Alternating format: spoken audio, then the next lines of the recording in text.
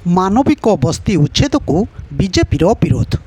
ସାଧାରଣ ନିର୍ବାଚନ ଘୋଷଣା ପରେ ରାଉରକେଲାର ରଘୁନାଥପାଲି ନିର୍ବାଚନ ମଣ୍ଡଳୀ ଅନ୍ତର୍ଗତ ରାଉରକେଲାର ସେକ୍ଟର 6 ଏକତା କ୍ଲବ ବସ୍ତିରେ ରାଉରକେଲା ବନ ବିଭାଗ ପକ୍ଷରୁ ଉଚ୍ଛେଦକୁ ନେଇ ବିଜେପି ପକ୍ଷରୁ ବିରୋଧ କରାଯାଇଛି।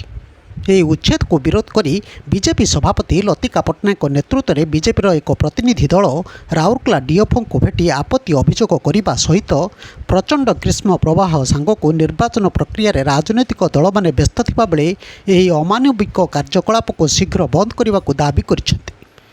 ଏହିସବୁ ବସ୍ତିଗୁଡ଼ିକରେ ଅଧିକାଂଶ ଜନଜାତି ଏବଂ ଦଳିତ ସମାଜ ବସବାସ କରୁଥିବାରୁ ସେମାନଙ୍କ ପ୍ରତି ଏଭଳି ବିପଦ ଆଣିବା ଠିକ୍ ନୁହେଁ ବୋଲି ବିଜେପି କହିଛି। ଏହି ଉଚ୍ଛେଦ ପ୍ରକ୍ରିୟା ବନ୍ଦ କରିବା ସହିତ ଉପଯୁକ୍ତ ଥଇଥାନ ବ୍ୟବସ୍ଥା ନକରି ଲୋକଙ୍କୁ ହଇରାଣ ହରକତ କରିବା ଭଳି କାର୍ଯ୍ୟରୁ ଓହରି ଆସିବା ପାଇଁ ଦଳ ପକ୍ଷରୁ ଅନୁରୋଧ କରାଯାଇଛି। ତା ନହେଲେ ବିଜେପି ଆନ୍ଦୋଳନ ପାଇଁ ରାଜରାସ୍ତାକୁ ଓହ୍ଲାଇବ ବୋଲି ଦଳ କହିଛି। ଏହି ପ୍ରତିନିଧି ମଣ୍ଡଳୀରେ ରଘୁନାଥପାଲି ବିଧାୟକ ପ୍ରାର୍ଥୀ ଦୁର୍ଗାଚରଣ ତନ୍ତୀଙ୍କ ସହିତ ଜିଲ୍ଲା ସମ୍ପାଦିକା ସସ୍ମିତା ପାଢ଼ୀ, ଯୁବମୋର୍ଚ୍ଚା ସଭାପତି ଶ୍ରୀକାନ୍ତ ରାୟ, ଅନିଲ ଗୁପ୍ତା, ମୁରଲୀ ଗୌଡ଼, ସନ୍ତୋଷ ବିଶ୍ୱାଳ, କୈଳାସ ତନ୍ତୀ, ସରୋଜ ନାଗ, ସତ୍ୟଜିତ ବିଶ୍ୱାଳ ସାମିଲ ହୋଇଥିଲେ।